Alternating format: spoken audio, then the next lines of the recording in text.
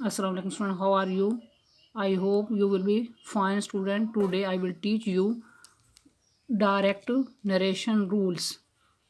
Student, now let us start direct narration. Definition Urdu में कहते हैं बिला वास्ता बात. It means the exact words. इसका ये मतलब है exact words that someone says. जो कोई कहता है या अदा करता है. These are enclosed with quotation marks.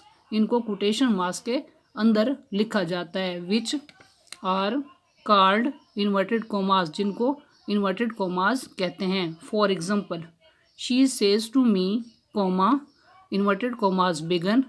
I take tea, commas close and full stop. आपने याद रखना है कि डायरेक्ट नरेशन दो हिस्सों पर मुश्तमिल होता है. कोमास से बाहर वाला हिस्सा रिपोर्टिंग स्पीच और कोमास के अंदर वाला हिस्सा जो है इसको हम रिपोर्टेड स्पीच कहते हैं. नेक्स्ट, इनडायरेक्ट स्पीच उर्दू में कहते हैं बिल वास्ता बात. Definition, indirect speech does not consist of the actual words of the speaker. Indirect speech जो है स्पीकर या बोलने वाले के असल अल्फाज पर मुश्तमिल नहीं होते, यानी कि ये जो असल उसके अल्फाज होते हैं उस पर जो है इनडायरेक्ट स्पीच मुश्तमिल नहीं होती, but conveys the full sense of what he said. बल्कि मतलब वही वाजे होता है जो उसने कहा होता है. For example, she tells me that she takes tea. जो आपने शुरू में एग्जाम्पल पढ़ी है डायरेक्ट नरेशन की, तो इस सेंटेंस को यहाँ पर इनडायरेक्ट जो में चेंज किया गया है और जो है वही मायने वाजे हुए है जो कि यहाँ पर शुरू में दिया गया था. नेक्स्ट, डायरेक्ट को इनडायरेक्ट में तब्दील करते वक्त मुदज्जर झैल तब्दीलियाँ की जाती हैं. Number 1, change of reporting verb. Number 2, change of commas. Number 3, change of pronouns. Number 4, change of tense. Number 5, change of words. Next, assertive sentences. खबरिया जुमले. Definition, the sentence which gives information. वो सेंटेंस जो कि information दे इसको हम assertive sentence कहते हैं, यानी कि मस्बत बयानिया जुमला या खबरिया जुमले.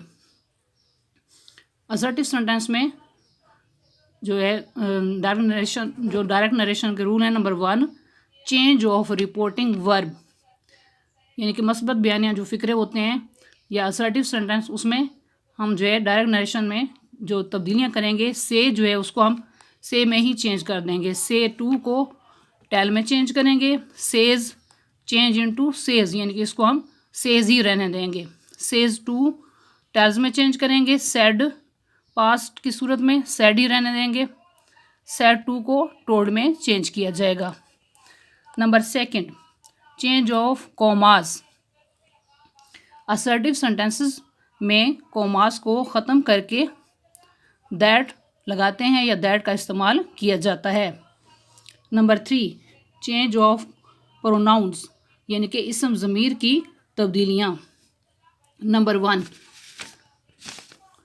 फर्स्ट पर्सन के प्रोनाउंस यानी आई, we, me, us, my, our को जो है रिपोर्टिंग स्पीच के सब्जेक्ट के मुताबिक तब्दील करते हैं. For example, she says to me, comma, inverted commas begin, I am ill today, commas close and full stop. तो इसको इनडायरेक्ट में इस तरह चेंज करेंगे.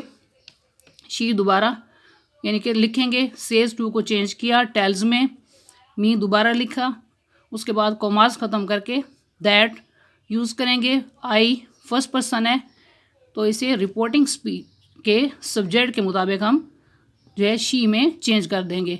और सब्जेक्ट जो शी है इसके लिहाज से हेल्पिंग वर्ब जो है इज़ लिखेंगे. She is ill today.